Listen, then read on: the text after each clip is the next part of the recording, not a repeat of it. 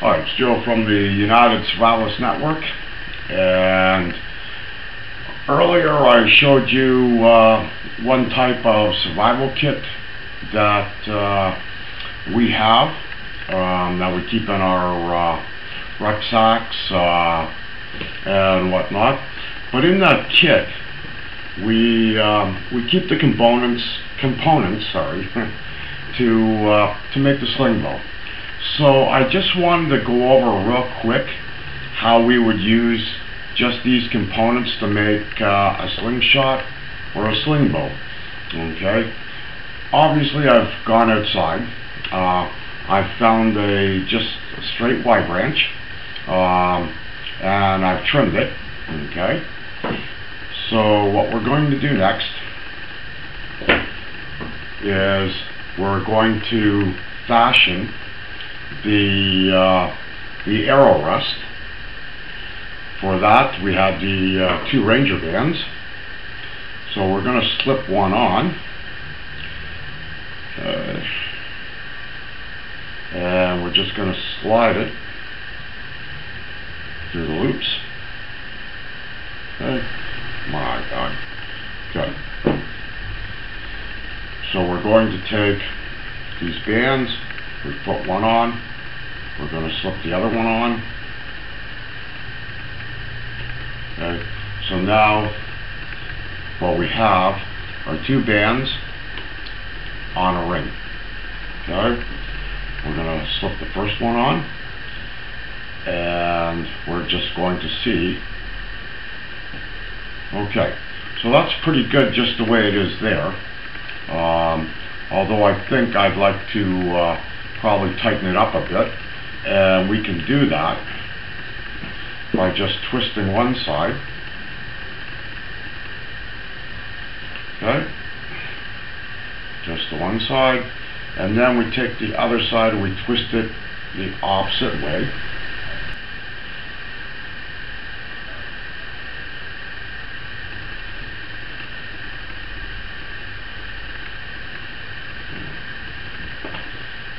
Want to slip that over. Okay. There we go. And that just lets us tighten it up a bit. It was pretty good to begin with, but like I said, okay, so now we have our rest. Okay. We take our bands. Okay, now normally if I was going to use this on a more permanent basis, I probably want to kind of notch out a little channel here and maybe round off the corners here a bit. But for the general purpose of just showing you how this would work, I'm just going to do it this way. Okay, so basically what we want to do is take our bands, okay, and fold them. But before we do that, we'll take one of these cable ties and we'll get it started. Okay. That way it'll just be that much easier. Okay, so we've got it folded over. Make sure it's centered.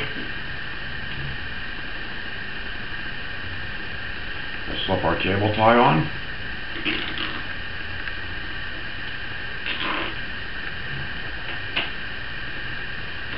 Okay, and this is where your channel that I mentioned earlier would come into play right there. Okay. We can tighten that down. We can take our multi-tool that was packed in along with our survival kit, pull that a little tighter, and then we can just kind of trim our tie. Okay. So now we have one of the rubbers on, and there again we would of course again make a little channel in here, and then We could even make a little channel up top for the rubber to rest in. Okay, so we're just going to start this.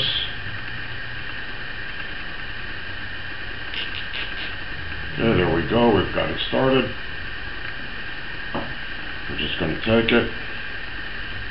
Going to try to keep the rubber as even as possible and the pocket centered over the bow itself or over the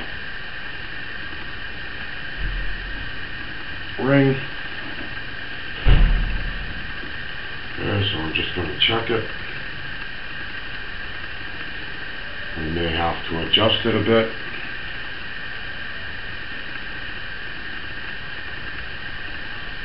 We're going to slip our cable tie on.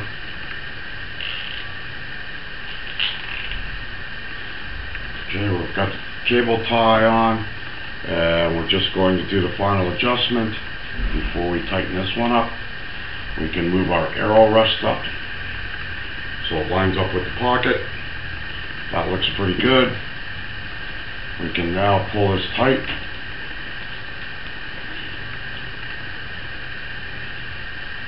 We can trim it. Okay, and there is a field expedient. There again, it's one of those multi-purpose items. If we slide our ring down, we still have our slingshot. If we slide our ring back up to just below our rubber,